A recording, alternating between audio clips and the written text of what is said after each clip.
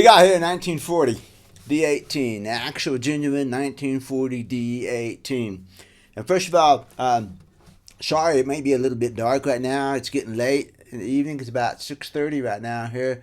But I have a very limited amount of time this weekend, and I wanted to get this guitar recorded, get the video out there. I'm going to do this in two stages.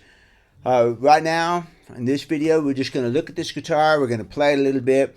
We're going to take a brief comparison between it and the modified Shop 72 D18 and also the Shop's D28 1941 Authentic.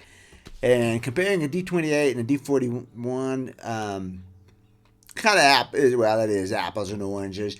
But what I want to show you on that is the similarities between a real pre-war and 41 Authentic. And I'm just going to go through a few of those things real quickly. You'll see when we get to that point. The reason for comparing it to the Shop 72 D18 is just to show you how my overhauled 72s, 70s compare to a real pre-war. I don't really try to push the 70s into the pre-war territory, like I've said many times before. I try to get the 70s to have their own voice. But what we need to see is where this guitar lives. This is where this guitar lives, and how does the 70s sort of approach that, if you will, you know? It's a nod. I definitely am nodding towards the pre-war, but there's no way it's going to actually quite, get here. So what I really wish we had back was that 39 D18 aged Authentic. Now that would have been a really good comparison. But we're going to do what we can do. Second part of this video, which I'm going to do when I get a chance, something I've never done. We're going to take the GoPro and we're going to go inside these three guitars, and we're going to look at the bracing, and we're going to look at the structure of the three similar but dissimilar guitars. So in the second video, I'm going to talk much more about the structure of these things. Right now, I'm just going to mostly kind of play them so that you can get a feel for the sound of the things. Because they're different, They're different and they're similar. This is kind of, I got a chair in my finger.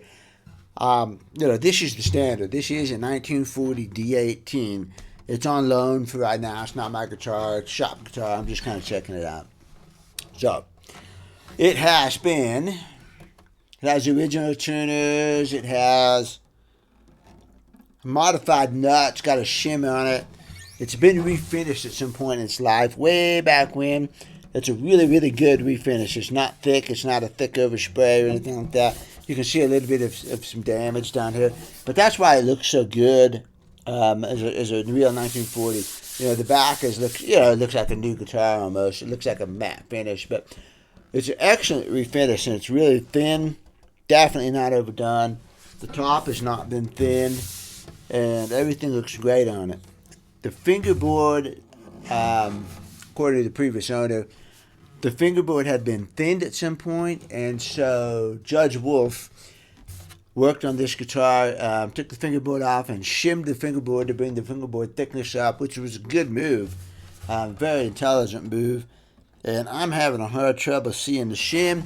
I can see it down here on the bottom side a little bit more, but it is a really good job, and that was that's an excellent approach to keeping the original fingerboard and reintroducing some depth to the neck. This neck is super thin up here. That's one of the things I'm going to do tomorrow and next video when I do the measurements. I'm going to compare the neck depth and width to the 41A because they're very, very similar. And we're going to see where they actually measure. So in that video, I'm going to look at the measurements here. We're going to go inside with the GoPro. We're going to look around at the bracing. We're going to look at the bridge. We're going to look at the distance from the saddle to the pins. And we're going to look at more structural things. So with enough talking like that, it may be raining, so try to forgive the rain on the camera. Let's just get to playing this thing and listen to the differences. I think I would do the 72 D18 first, and then I'm going to do the 40, and then I would do the D28. And that way, again, you have this guitar, which is our comparison guitar, we're going to have it in the middle, so you'll be able to hear the 72 versus this one, and then this is versus the D28, because you don't really want to hear the D28 versus the 72. Big deal. I can do that anytime.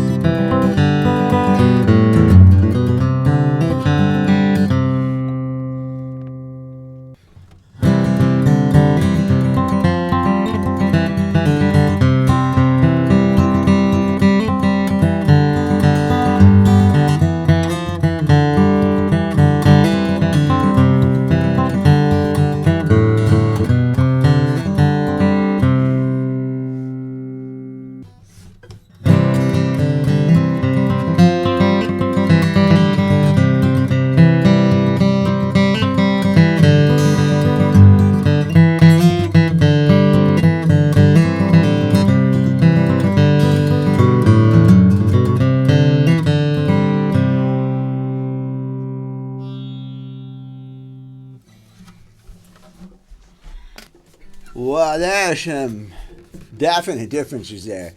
Let's see. Let's start with the 72. The 72, what I noticed with it, let me get it. I can hold it so we can talk about the 72. The 72, the first thing I noticed with the 72, every time I picked it up, the neck is terrific. The neck on this guitar is awesome, which is why I have kept this guitar for so long. When I went through the great upheaval and I had to sell all the shop guitars, this was the one that I kept. And the neck is just so nice. Every single time I picked it up in here, I'm like, oh, this neck. This guitar also has 2 1/4 inch bridge spacing, where the others are 2 1/8, and I noticed that, man. It's just a little bit, but it's just, especially on the cross picking stuff, every time I pick this guitar up, it just feels so comfortable. Now, sound-wise, I noticed just on the swing rhythm, especially, it's reverby. I can hear the sound in there. You might call it muted even. The sound coming out the front might definitely be a little muted. I'm hearing stuff coming off of the body. And I'm hearing sound off of the body rather than the sound hole. And when I switch over to the 1940, I didn't hear that. I heard, I heard jets coming out of the sound hole. So I did hear a little bit of a muffled sound every time I picked this up. Why that might be so? It's a different kind of guitar. It's got Indian rosewood, fingerboard, and I don't have it as scalloped as much as that 40s is. 40s has a red spruce top. This has a thicker spruce top. All those kind of differences. Tight bond construction, hide glue construction, the original hide glue construction. Just that kind of stuff. I mean, it is a pre-war D18, so you would expect there to be some differences in it. But when I'm just telling you, when I picked the 72 up, that's what I heard, especially on the swing chords here, right there.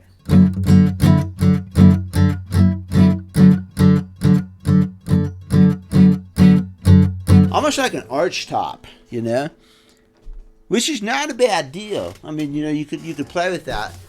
I also felt good every time I picked it up. I thought, well, it's got some game. I mean, for a 1972 D18, and that was, remember, one of the worst 72 D18s I have ever had. And I thought when I first got it in, it was stock. I go, man, this is a dog. I don't know, I'm not going to do anything with this one. It sounds pretty good. So every time I pick it up, it's like, it's got some game. And it's only when you pick up in the real 1940 D18 that you notice it. But listen to this. Listen to this here. It's, you describe it. It's much brighter, and it's not quite, doesn't sound like an arch top to me.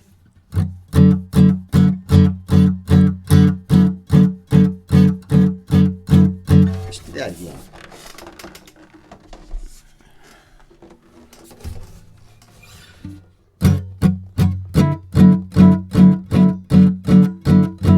That's what I heard, yeah. I mean, I'm going to describe it as an arch top. So, that's what I noticed. But I pick up the D18 and I go, got game. Got game. When I pick up the 28, the first thing I noticed was the weight. Man, and this is a fairly light guitar, but that 18, that pre-war, 1,800 grams. I weighed it. And let's see. 1,800 grams. And the 28, if I can remember, is more like about 19. Just a second here. Yeah, the 28 is right at 2,000. It's right at 2,000, and the 72 is about 1,900. So I feel the weight that comes from the rosewood. But the other thing I noticed every time I hit the strum was, boom. Man, it's 20. It is a D28. It's just got a deeper, much deeper sound to it. Let's see how it sounds on that. I don't hear arch top. I hear it more like that one. So maybe it's a sicker spruce top. That'd be the difference. The bracing is, this is still, the 72 still has a partial scallop brace. I didn't scallop the tone bars because I'm not after that. But I'm just telling you the differences that I noticed when I picked it up. Not necessarily that they're good or bad things, because you could use those those characteristics specifically into your playing. And again, I'm the kind of guy that I listen to a guitar and I ask myself, what's this guitar really good for? And then I play to the guitar's strengths. I don't ask the guitar ever to come to my strengths. I don't even know what my strengths are. But I listen to the guitar and I look for its strengths.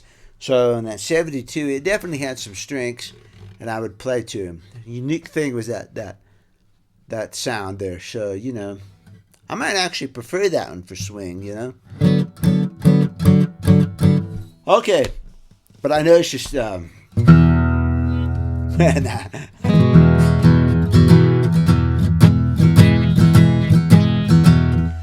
a D28. And this guitar still got good treble. When I did that lick up the neck, yeah.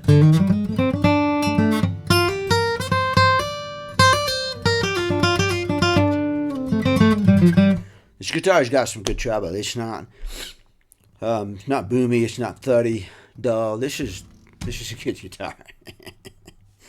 Okay, so the 40s. What did I think were the strengths of the 40s? Well, first of all, it's light. It is very responsive.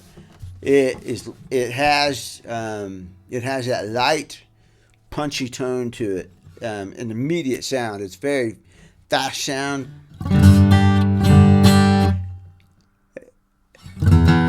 It's got a good bass. I mean, for a D18, yeah, it's not lacking bass. You know, it's got a good bass. Very well balanced guitar. It's got tons of treble.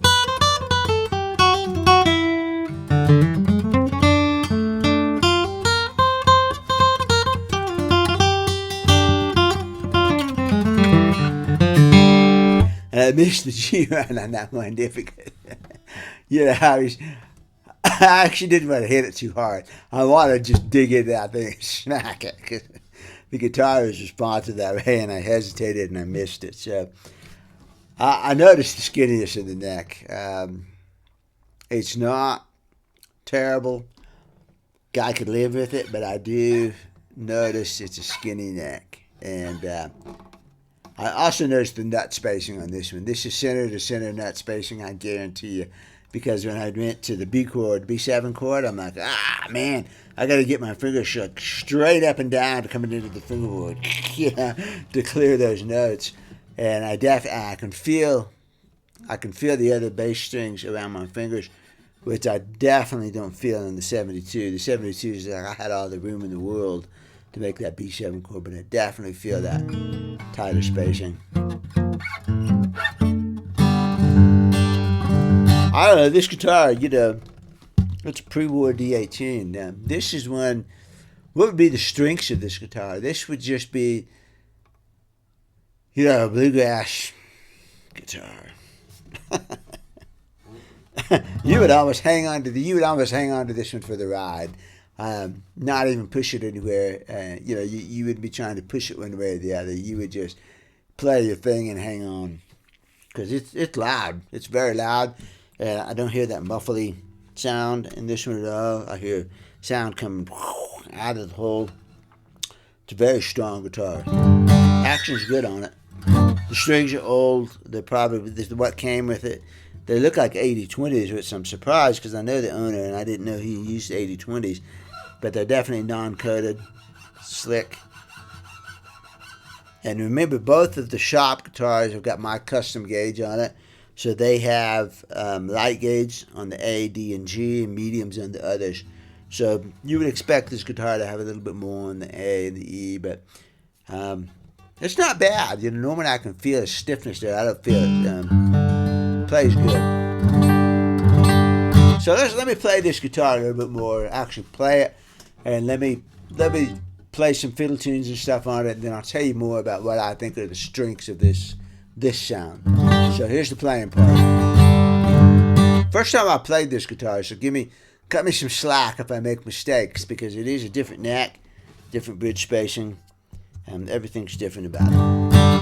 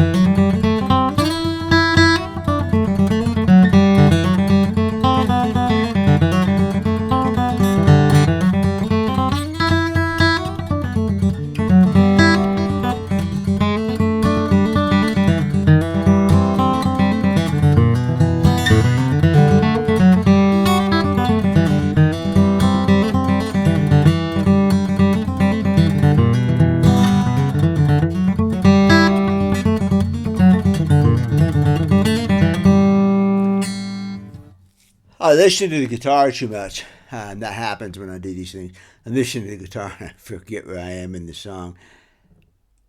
What I notice immediately is the treble. It's loud. It's really loud. I hold back on a couple of notes because it is so loud in my face. And it definitely has got some good treble up there. When I went up in here, yeah, which I smashed up on. It's just maybe just a smidgen high right up here for me.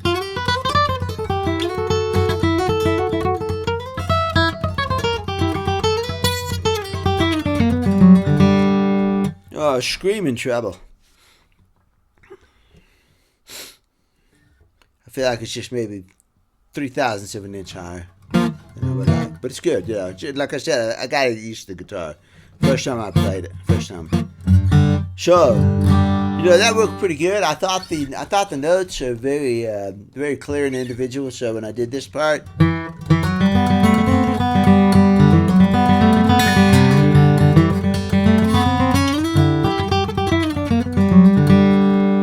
Notes are really individual as compared to doing that on the D28, for instance.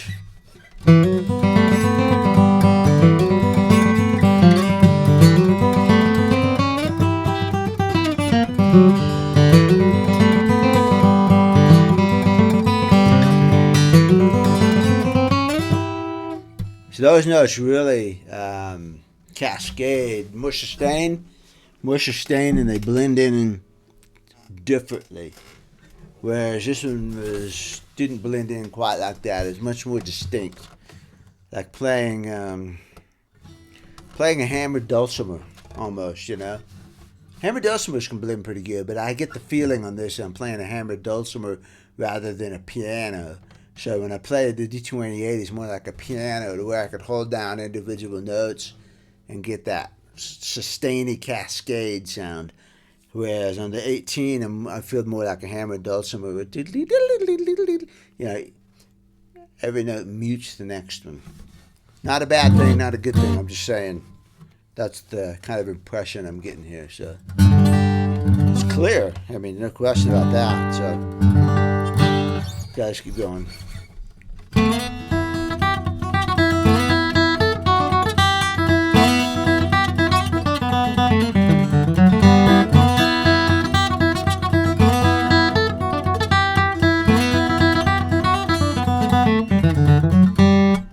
Almost harsh. I'm spending all my time on the treble strings there, and I'm just dying for a bass note.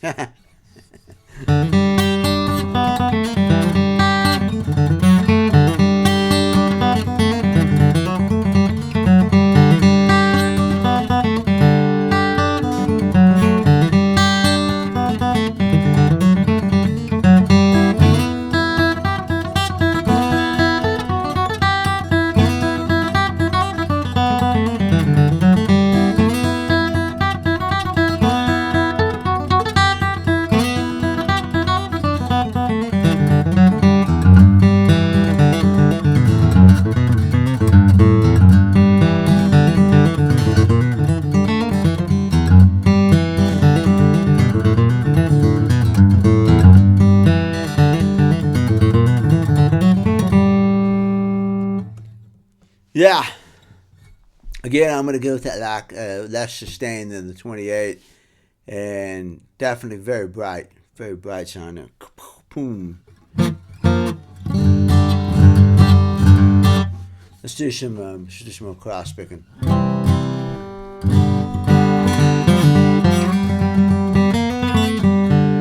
that's 9-pound hammer.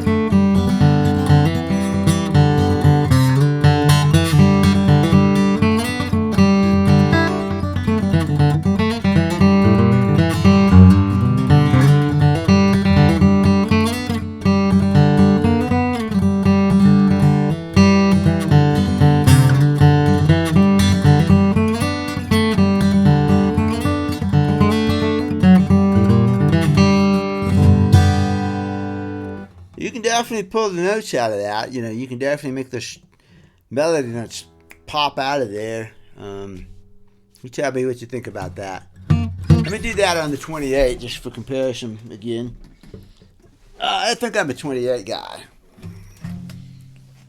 Now this is a Madagascar Rosewood 28 too, and I've often said that I really like Madagascar because I feel like it cuts the difference between Brazilian, Cocobolo Brazilian, the heavy hot rosewoods, and mahogany.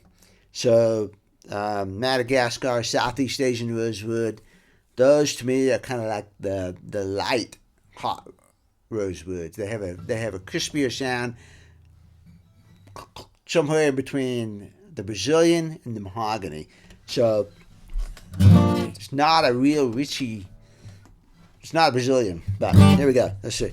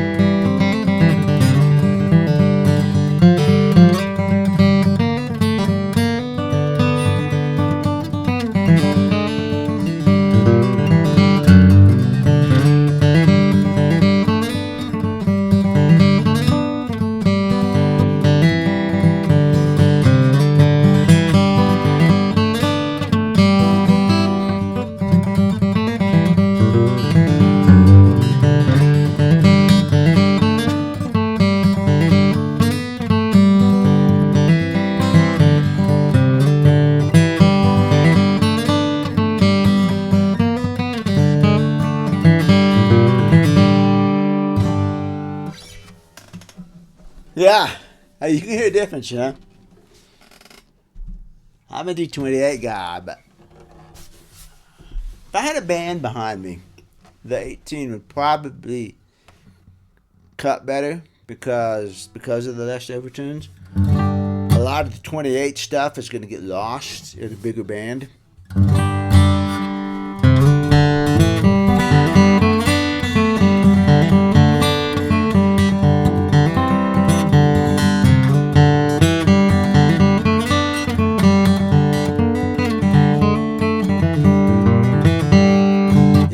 You can definitely hear that as a lead guitar. That's punchy. Very punchy. So.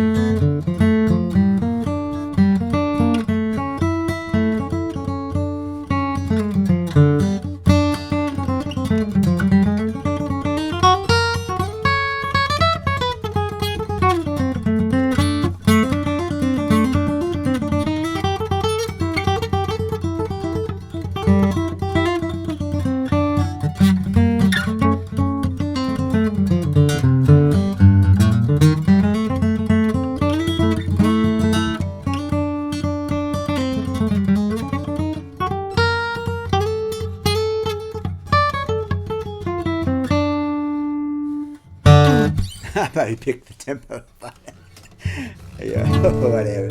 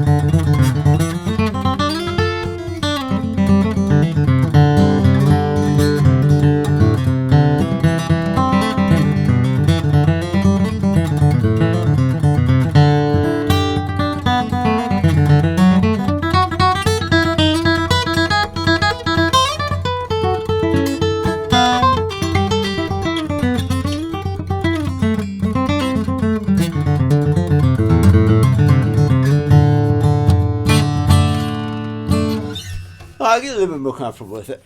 It's good, man. 1940 D18. You can see what the pre-war thing's all about. I mean, it definitely has got something that neither of these others do. It's and if you're playing it, you would notice it. I think even more. You would notice the response. You would notice the lightweight. You would notice just the way it feels in your hands and the way it kicks at you. So, and yeah, 1940. I think that's a red spruce top. Yeah, that's awful brown. That's probably just a matter of the finishing. We'll look at the details of construction tomorrow. It's got a rear X on it. And we will stick, tomorrow, next video, we'll stick a GoPro in there. We'll do some things like tap the backs. And you see why I shave rear back braces on guitars. I mean, listen to that one. Oh, man. I bet, and if you can feel it just bouncing on your hands.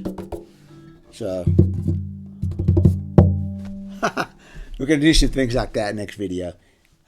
Take an in-depth look at the structure of the guitars. So, all right, we'll see you later.